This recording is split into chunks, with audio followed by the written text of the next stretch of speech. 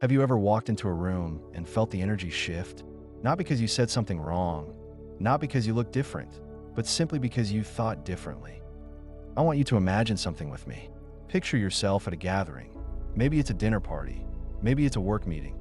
Everyone's laughing. Everyone's comfortable. Everyone's safe in their bubble of small talk and surface-level connections. Then you speak up. You ask a question that cuts through the noise. Something real. Something that makes people think. And suddenly, silence. Not the comfortable kind. The kind that feels like ice water in your veins. You can almost hear their minds scrambling, searching for an escape route back to safer ground. If you've lived this moment, if you've felt that crushing weight of being too much, too deep, too intense for the room, then you know exactly what I'm talking about. You know the pain of being intellectually homeless in your own society. But here's what nobody tells you about this pain. It's not your fault. And more importantly, it's not random. There's a reason why society treats deep thinkers like dangerous outsiders. And once you understand it, everything starts to make sense. Now, I'm going to break this down for you in a way that might be uncomfortable, but it's necessary. I'm not going to sugarcoat this or make it pretty. I'm going to tell you the raw truth about why thinking deeply makes you an outsider in your own world. We're going to explore the real reason society fears intelligence, what science tells us about how people's brains react to deep thinkers, and most importantly, how you can navigate this world while staying true to your intellectual nature. There's a war happening right now, and you might not even realize you're fighting it. It's not a war with weapons or armies. It's a war against the very thing that makes you human, your ability to think deeply, to question everything, to see beyond the comfortable lies that most people wrap themselves in like blankets. Society has trained you to believe that intelligence is celebrated. They put smart people on magazine covers. They give out Nobel Prizes. They build statues of great thinkers. But that's all theater. That's celebrating intelligence when it's safe, when it's dead, when it can't challenge anyone anymore. It's like honoring rebels only after they've been safely buried for a century. The living, breathing, questioning mind, that's dangerous. That's the enemy. Because a mind that questions today's assumptions threatens today's power structures, today's comfortable beliefs, today's profitable illusions. Think about your own life for a moment. When was the last time you shared a deep insight and felt truly heard? When was the last time you could express your full intellectual self without watching people's eyes glaze over or seeing them physically step back from you? If you're struggling to remember, you're not alone. You're part of a silent community of exiles, people who think too much, feel too deeply, see too clearly. We are the refugees of our own species, displaced not by geography, but by the simple crime of taking life seriously. Why people fear your ideas. Let me tell you something that will probably hurt to hear, but you need to know it. Most people don't reject your ideas because they're wrong. They reject them because they're right, and that terrifies them. When you present a deep thought, you're not just sharing information. You're holding up a mirror to everyone around you. And in that mirror, they see something they desperately don't want to see, their own limitations. They see the shallowness of their own thinking, the contradictions in their beliefs, the uncomfortable possibility that they might have been wrong about something important. Imagine you're at a party, and someone mentions they just ran a marathon. You might feel impressed, maybe a little envious, but you don't feel personally attacked. Physical achievements exist outside of us. But when someone demonstrates intellectual depth, something different happens. It's not just impressive, it's invasive. Your mind, their minds, start racing. Why didn't I think of that? Am I not smart enough? Have I been living my life wrong? Are my beliefs stupid? This isn't conscious. This happens in milliseconds, deep in the primitive parts of our brain where survival instincts live. And what does the brain do when it feels threatened? It fights back. But here's the cruel irony. The deeper you think, the more isolated you become. The more you understand about human nature, about society, about the world, the fewer people can relate to you. It's like being the only person awake in a world of sleepwalkers. You see the beauty and terror of reality while everyone else dreams pleasant dreams, and you can't wake them up without becoming the villain in their story. If you're wondering this is just another bullshit, let me tell you. It's not. Scientists have actually studied this. They've put people in brain scanners and showed them intellectually challenging content. You know what happens? The same part of the brain that lights up when we see a predator starts firing. The amygdala doesn't distinguish between a charging lion and a challenging idea. Both register as threats that need to be neutralized. That's right. To most people's brains, your intelligence looks like a threat. Not metaphorically, literally. Their amygdala, the fear center, treats your deep thoughts like a saber-toothed tiger. This isn't their fault, and it's not yours. It's evolution.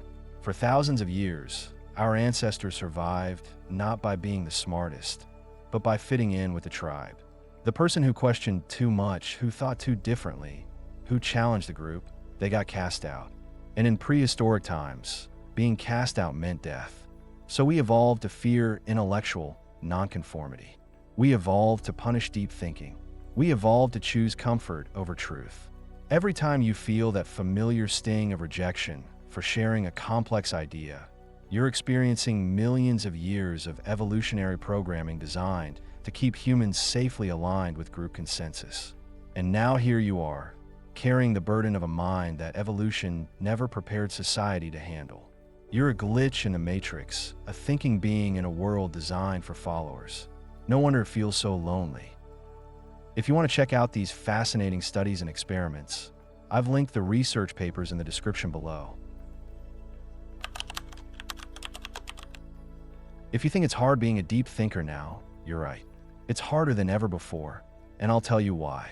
We've created a world that doesn't just ignore depth, it actively punishes it with algorithms designed to bury anything that takes more than 30 seconds to understand. We live in the age of the soundbite, the tweet, the TikTok. Complex thoughts die in this environment. Nuanced ideas get crushed under the weight of algorithmic demand for instant gratification. You know what goes viral? Outrage, simplicity, confirmation of what people already believe. You know what disappears into obscurity? Thoughtful analysis, uncomfortable truths, ideas that require time to understand. So while your mind is capable of seeing the full spectrum of human experience, society has built a system that only recognizes primary colors. We've created an economy of attention that treats depth as a luxury we can't afford and wisdom as a product that doesn't sell. Every day, you watch a shallow content gets millions of views while profound insights get ignored. You see influencers with no real knowledge gaining massive followings while genuine experts struggle to find an audience. It's not just frustrating, it's heartbreaking, because you know that humanity is capable of so much more, but we're choosing to be less. We're voluntarily making ourselves smaller, stupider, more divided, and calling it progress. Let me ask you something personal, and I want you to really think about your answer. Do you sometimes wish you could just not think so deeply? Do you ever envy people who seem genuinely happy with shallow conversations and simple pleasures? Have you ever found yourself staring at someone laughing at a mindless joke and thinking, what would it feel like to find that genuinely funny? If you answered yes, you're experiencing what philosophers call the curse of knowledge. The more you understand about the world, the harder it becomes to find peace in ignorance. You see the contradictions in people's logic. You notice the inconsistencies in society's values. You understand the complex causes behind problems that others blame on simple scapegoats. And this knowledge weighs on you like a stone. While others sleep peacefully in their certainties, you lie awake questioning everything. While others find comfort in popular beliefs, you see the cracks in the foundation. While others bond over shared illusions, you stand alone with uncomfortable truths. You become fluent in the language of doubt, while everyone around you speaks only certainty. This is why so many brilliant minds throughout history struggled with depression, anxiety, and existential dread. It's not that intelligence causes mental illness. It's that intelligence makes it harder to ignore the aspects of existence that mental illness often reflects. You're not broken for feeling this way. You're human, a deeply, painfully, beautifully human response to seeing the world as it really is. You're not alone in history, but here's what should give you hope, even in your darkest moments. You are part of a lineage, a tradition, a brotherhood and sisterhood of minds that stretches back through all of human history. Every deep thinker who ever lived faced the same rejection, the same isolation, the same crushing weight of being too much for their time. Think about Socrates. This man spent his entire life trying to help people think more clearly. His reward? A cup of poison. But as he faced death, he didn't recant. He didn't apologize for making people uncomfortable. He said that the unexamined life is not worth living. Think about Galileo, locked away for daring to look through a telescope and report what he saw. Think about Darwin, attacked for proposing that humans evolve like other animals. Think about every scientist, philosopher, and artist who was told they were crazy, dangerous, or wrong, only to be vindicated by history. They died as outcasts and were reborn as heroes, but only after it was safe to celebrate them. You are their descendant, not genetically, but intellectually. You carry the same flame that drove them to keep seeking truth even when truth was unwelcome. The same curiosity that got them exiled from polite society burns in your chest right now. And here's the thing about that flame. It cannot be extinguished by other people's fear. It can be hidden, it can be discouraged, it can be made to feel alone, but it cannot be put out. I won't lie to you. Being a deep thinker in a shallow world is hard. It's lonely. It's exhausting. There will be days when you question whether your insights are worth the isolation they bring. You'll go to parties where you have to dumb yourself down just to have conversations. You'll sit in meetings where you see solutions that nobody else can see, but you know that sharing them will make you the odd one out. You'll watch the news and understand complexities that the reporters miss, but have no one to discuss them with. You'll have relationships where you have to hide parts of your mind because your full intellectual self is too intense, too challenging, too much.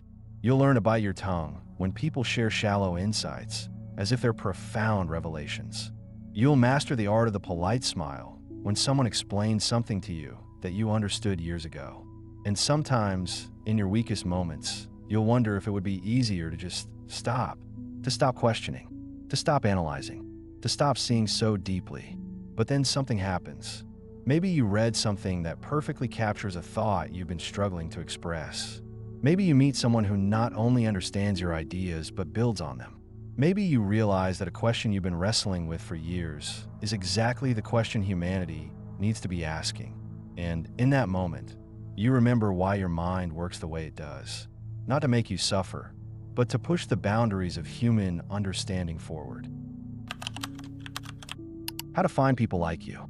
Here's what I want you to understand. You don't need everyone to appreciate your depth. You just need the right people. Throughout history, deep thinkers have found each other.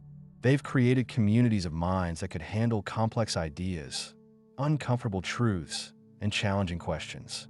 These communities existed in ancient Athens, in Renaissance Florence, in Enlightenment salons, and they exist today.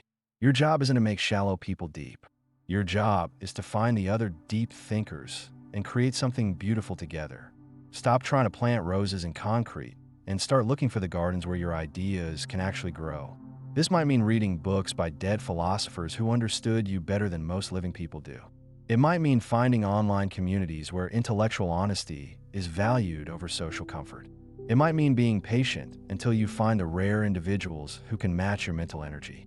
But they exist. We exist. And when you find us, when you find your intellectual home, all those years of feeling alone suddenly make sense. They were preparing you for the conversations that matter. Every rejection you endured was training you to recognize and appreciate genuine understanding when you finally encounter it. The loneliness you feel isn't permanent. It's a temporary state between finding one intellectual family and discovering the next. You're not meant to walk this path alone forever. Why your deep thinking matters. I want to leave you with this thought. In a world that profits from shallow thinking, your depth is a revolutionary act. Every time you refuse to accept a simple answer to a complex question, you're rebelling against a system that wants you to be a passive consumer of prepackaged ideas. Every time you think critically instead of just believing what you're told, you're threatening power structures that depend on people not looking too closely at how things really work. Every time you choose truth over comfort, wisdom over popularity, depth over surface, you're doing something dangerous and necessary and beautiful. The world needs its deep thinkers. Not because we're perfect, not because we have all the answers, but because we're willing to ask the questions that others won't. So if you've ever felt like an outsider for thinking too much, know this. You're not broken. You're not wrong. You're not too much.